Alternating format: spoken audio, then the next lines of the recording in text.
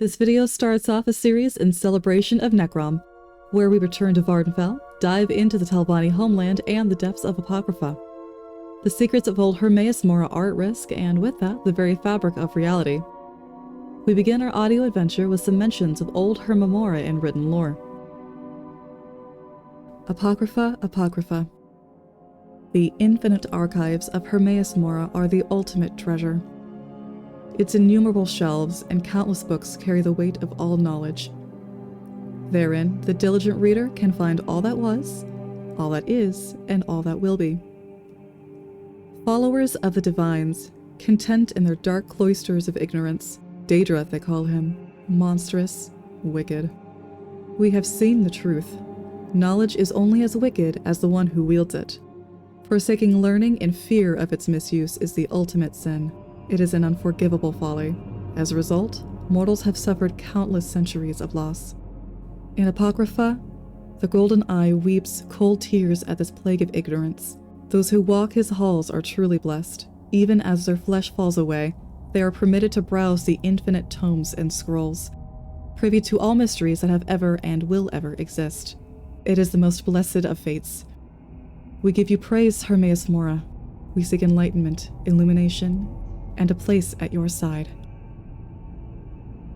Biznenzel, Our Ancient Roots, by Scholasticus Incognitus. Hermaeus Mora, Padawada, Oya Nagaya, Aba Agaya, Kava Apokra, Denagoria, Gandra Arkan. As everyone in our society knows, the roots of our order are ancient and deep. For are we not the primeval seekers? Having spent a season researching ancient manuscripts on Balfiera Island and in the Daggerfall Mages Guild, I can finally provide some details about our hallowed halls of meeting. Put some meat on the bones, as it were. I can now reveal that the original name of our private Ayleid sanctum beneath Halkin Lake was Biznenzel, which meant New Water Halls in the tongue of the Wild Elves. It was built by a clan of Ayleids who fled the anti-elven pogroms in Cyrodiil during the early First Era, after the slave uprising of the so-called Saint Alessia. The clan that built Biznenzel came from the heartland city of Nenalada, which, like most Ayleid habitations, was built partly above and partly beneath the surface of the land. This plan was copied in miniature when the refugee elves built Biznenzel, though now only the subterranean halls survive intact. The ruler of this elven clan was named Leloriaren Dainar, though he is far better known by the sobriquet Last King of the Ayleids. He was a notable tactician and general, and you have almost certainly heard of him in connection with the great High Rock victory of the Battle of Glenormria Moors, in which the invading Alessian horde was broken and turned back to Cyrodiil. Possibly the most fascinating fact turned up in my researches, at least for us of the primeval seekers, is that the use of this site for the worship of Hermaeus Mora actually began many thousands of years ago, when it was still occupied by the Ayleids. The leader of this effort was a wild elf scholar, known as High Priest Aluskant, who established a congregation in Biznenzel that attracted many of the learned and most influential people in the community. As their numbers became more numerous, on their behalf Aluskant quite reasonably requested more of a say in municipal affairs, a request that was unfairly denied by King Dainar. The ruler had no interest in sharing power with a non-military order of scholars, whom he foolishly thought he could insult with impunity.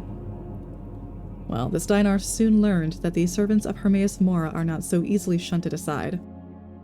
Within a few months of his arrogant rebuff, this last king of the Ayleids was deposed. He and his family fled to Balfiera, where he begged refuge of the Durrani, whom he served for the rest of his days as a sort of trained war dog. As history teaches us, the primeval seekers always win out in time. It's as the ancient Analects say, if knowledge is power, then forbidden knowledge is ultimate power. For the desire to know is beyond reckoning, and in recompense, whatever price is named shall be met. A Hermaeus Mora, Altadun Pad Hom, Lacan AI.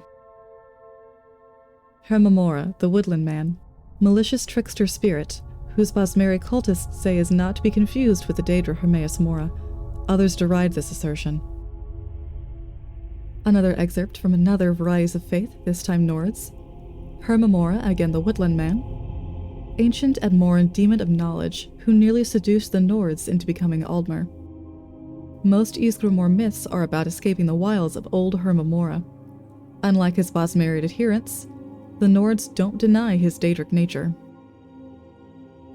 Fragmente abyssum Hermaeus Morus. So Ysgramor collected the laments of the giant wives, and brought them to Froa and Grosta, who twisted them into the woeful bowstring, so that Ysgramor could restring his mighty bow Long Launcher. And thereafter did Long Launcher sigh when it was born, and moan when it was shot, and Ysgramor decided to take it hunting. And he hunted and slew much game in the Edmoran Frostwood, until he paused at a ford to drink his fill. Then across the stream bounded the white stag of Fulgrim, and Ysgramor shot at it and missed, which in no wise pleased him, and he swore to pursue the white stag until it fell to him. But the stag was canny and quiet, and passed as a mist over the snow, so that Ysgramor did again and again sight it and lose it. For even the sighing of the woeful bowstring made more sound than did the white stag. When again he lost the trail and stopped, sore vexed, and Hare did appear and spake, saying, "The stag hieth down into yon vale." "How knoweth you this?" demanded Ysgramor of the hare, which replied, "I know, for I have long ears. Yea, had you ears as long as mine, you too could hear your prey wherever it went." "Would then," said Ysgramor, "that my ears were as long as thine." At that the hare's nose did twitch, and Ysgramor felt his ears begin to grow and point. But a fox did leap from the coppice and fall upon the hare, slaying it, and Ysgramor, in wonder, felt his ears dwindle to their wonted size.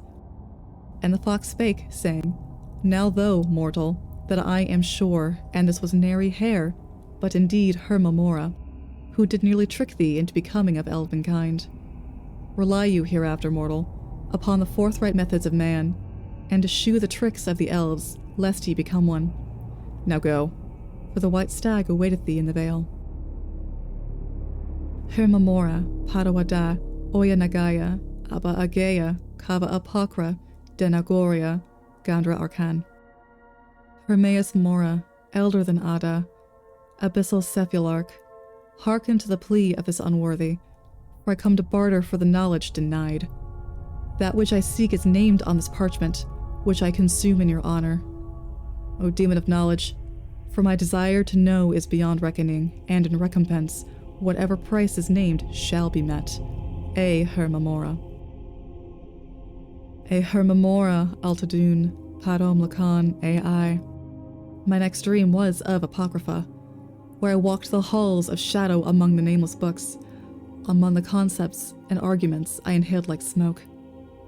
In my left hand was a scroll of vellum, in my right hand a plume, and I wrote histories past, yet the scroll was unfilled, for as I wrote words beneath, the words above vanished. Then I paused at a plinth of lapis, for it contained an object heretofore unremarked, an urn with a curious finial. So I set aside the scroll and plume, grasped the finial, and lifted the lid. Within the urn was a viscous and noisome fluid upon which floated, grey and glistening, a mortal's organ of thought. And I knew, though I know not how, that the fluid was not brine, and the brain was not preserved, but alive, alert, and brooding with a dark intellect. I dropped the lid and looked up from the urn, and saw beyond the plinth a long and endless corridor lined left and right with plinths uncountable, and upon each plinth its urn, which was why, when I awoke, my tongue was bitten through.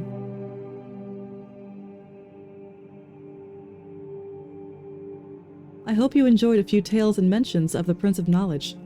If you'd like to continue following this journey into the lore books of the Elder Scrolls as well as other fantasy realms, please leave a like and consider subscribing. Should you have a request of a series or a certain fantasy topic, feel free to let me know in the comments.